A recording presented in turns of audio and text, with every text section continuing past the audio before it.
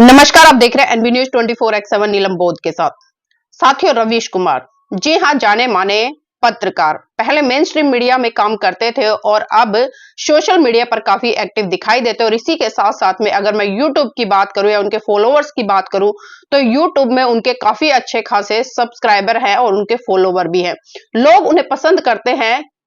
क्योंकि वो बेबाक बात रखते हैं, चाहे वो सत्ता पक्ष हो या विपक्ष हो या तमाम देश से जुड़े हुए मुद्दे हो, उनको लेकर वो बेबाकी से अपनी बात को रखते नजर आते हैं। लेकिन साथियों, अभी जो रवीश कुमार है वो चर्चा में क्यों बने हुए हैं, उसका एक बहुत बड़ा कारण है क्योंकि जिस तरह से दिल्ली के जो विधानसभा के नतीजे आए और बहुजन समाज पार्टी को जो हार मिली, तो उसके बाद में बहन कुमारी मायावती ने अपनी पार्टी में बहुत बड़ा परिवर्तन किया और उसी परिवर्तन के तहत उन्होंने जो बसपा सांसद है यानी कि डॉक्टर अशोक सिद्धार्थ, उनको पार्टी से बाहर कर दिया। और इसी के साथ साथ कई पार्टी के ऐसे पदाधिकारी जो कि पार्टी विरोधी गतिविधियों में सम्मिलित थे, उनको भी पार्टी से बाहर का रास्ता दिखाया। तो साथियों, अब सवाल ये उठता है कि रवीश कुमार आखिर चर्चा में क्यों बने, क्योंकि मैं बात कर रही हूं बहन कुमारी मायावती की, डॉक्टर अशोक सिद्धार्थ की, जो कि पूर्व राज्यसभा सांसद रहे हैं। क्योंकि साथियों, जिस तरह से मेन स्ट्रीम मीडिया ने खबरें चलाई,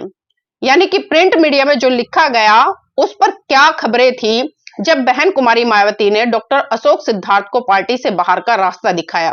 अगर हम इसको जनरल तौर पर देखें तो तमाम जो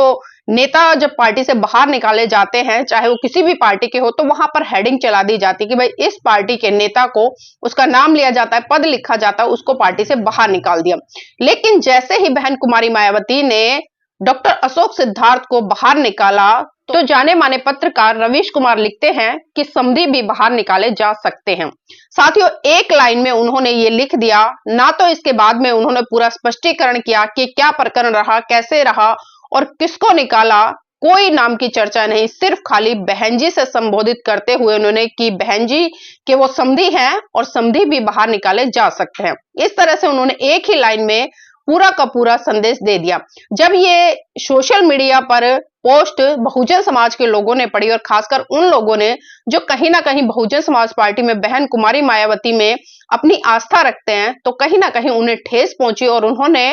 रवीश कुमार के खिलाफ एक तरह से मोर्चा खोल दिया। क्योंकि अक्सर हम देखते हैं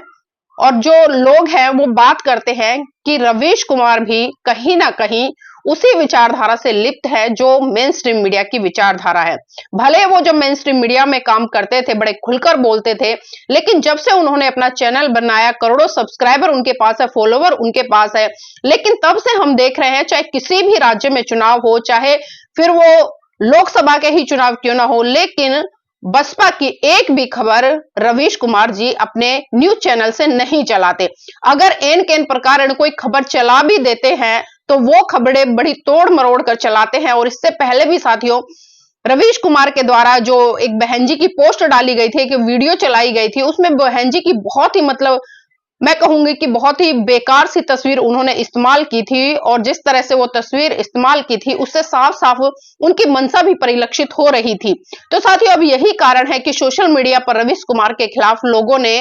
एक बहुत बड़ा आंदोलन छेड़ दिया है और बहुत सारे लोग अब उनके चैनल को अनसब्सक्राइब भी कर रहे हैं। क्योंकि लोगों की वही भावनाएं है कि वो भाजपा की खबरें दिखाते हैं, वो आम आदमी पार्टी की खबरें दिखाते हैं, वो कांग्रेस की खबरें दिखाते हैं, अन्य तमाम पार्टियों की खबरें दिखाते हैं, लेकिन कभी भी बहुजन समाज पार्टी पर जाकर वो बिल्कुल भी चर्चा नहीं करते, यहां तक कि वो नाम भी नहीं लेते। लेकिन कभी कभार जब वो नाम लेते हैं तो वो इस तरह के शब्दों का या जो बिल्कुल ही डल तस्वीर होती है बहन कुमारी मायावती की, उनको अपने थंबनेल में इस्तेमाल करते हैं। तो इसी को लेकर एक विवाद छिड़ा हुआ है। खैर साथियों, ये तो वो खबर थी जो रवीश कुमार से थी और अब मैं आती हूं मेन खबर पर। कल जिस तरह से बहन कुमारी मायावती ने प्रेस कॉन्फ्रेंस की और उसमें साफ साफ संदेश दिया, खासकर पार्टी मूवमेंट के लिए सारे रिश्ते नाते महत्वहीन।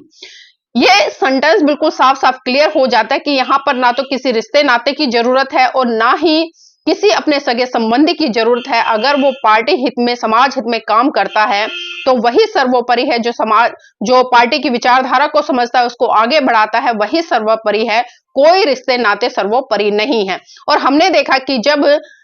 पूर्व सांसद डॉक्टर अशोक सिद्धार्थ जी को पार्टी से बाहर निकाला गया तो वहां पर जो राष्ट्रीय कोऑर्डिनेटर है आकाश आनंद जी, वो भी चुप्पी साधते नजर आए और यही खबरें कहीं ना कहीं मेन सुर्खियों में जो प्रिंट मीडिया है उसमें चली और जिस तरह से लोगों ने लिखा अपने अपने अखबारों में कि समधी अशोक सिद्धार्थ को निष्कासित करने के बाद बसपा सुप्रीमो का संदेश, आकाश आनंद ने साधी चुप्पी। तो इस तरह की हेडिंग बनाकर लोग अपने अखबारों में छाप रहे हैं। कुछ सोशल मीडिया पर भी जो खबरें चल रही हैं उसमें भी लोग इस तरह की स्टेटमेंट लिख रहे हैं, क्योंकि अक्सर देखते थे कि जब भी पार्टी की तरफ से कोई भी गतिविधि होती थी या कोई भी निर्णय होता था तो माननीय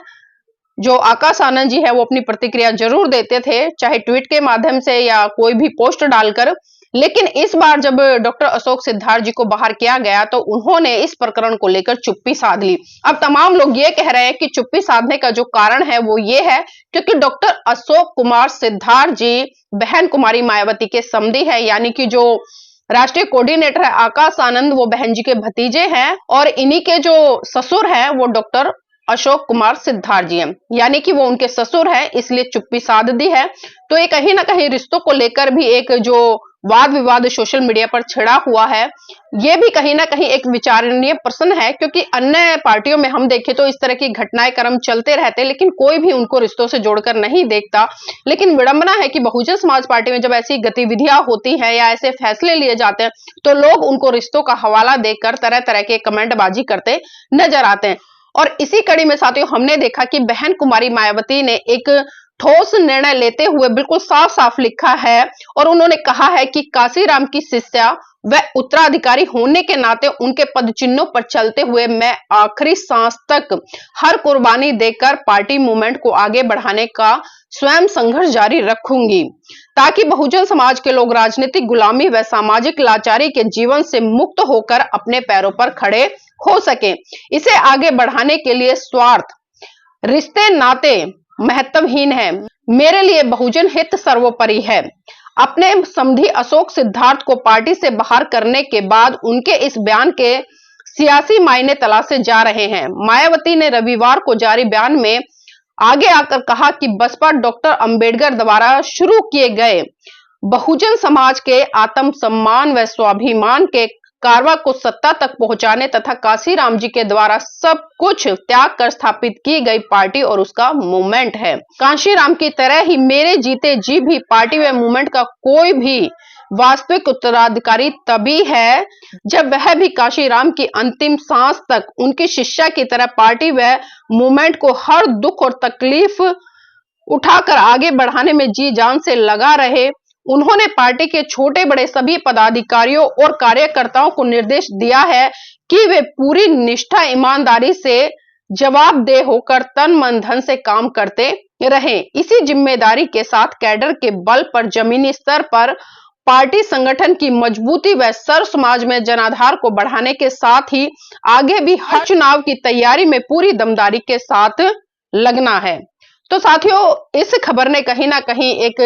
तहलका भी मचाया है और बहन जी ने बिल्कुल स्पष्ट कर दिया है कि किसी भी तरह के रिश्ते नाते पार्टी हित में और संगठन हित में आड़े नहीं आएंगे। तो ये बहुत बड़ी खबर है और इससे बिल्कुल स्पष्ट हो जाता है कि बहन कुमारी मायावती ने जो निर्णय लिया है वास्तव में वो पार्टी के हित में है, समाज के हित में है। अब देखना यह है कि जो पार्टी के कार्यकर्ता हैं या पार्टी के तमाम पदाधिकारी हैं वो इस निर्णय को किस तरह से लेते हैं और किस तरह से वो आगे बहुजन मिशन मूवमेंट को और इस कारवा को और इस संगठन को यानी कि बहुजन समाज पार्टी को बढ़ाने के लिए किस तरह से काम करते हैं। तो साथियों मैं चाहूंगी आप इस वीडियो को लाइक करें, शेयर करें, कमेंट करें और अपनी प्रतिक्रिया जरूर दें कि वर्तमान समय में जो बहुजन समाज पार्टी का जो जनाधार लगातार घटता जा रहा है इसको किस तरह से बढ़ाया जा रहा है। अपने कमेंट जरूर हमें कमेंट बॉक्स में लिखकर दे, अपनी प्रतिक्रिया जरूर दे ताकि उनको लेकर भी हम एक अच्छा सा वीडियो बना सके ताकि लोग उससे जागरूक होकर कहीं ना कहीं मिशन मूवमेंट के प्रति समर्पित होकर साहब मान्यवर काशीराम जी के उस कारवा को बढ़ा सके, जिससे कि लोग सत्ता में पहुंचे और सत्ता में आने के बाद जो अत्याचार शोषण उन पर हो रहे हैं उन पर लगाम लगाई जा सके।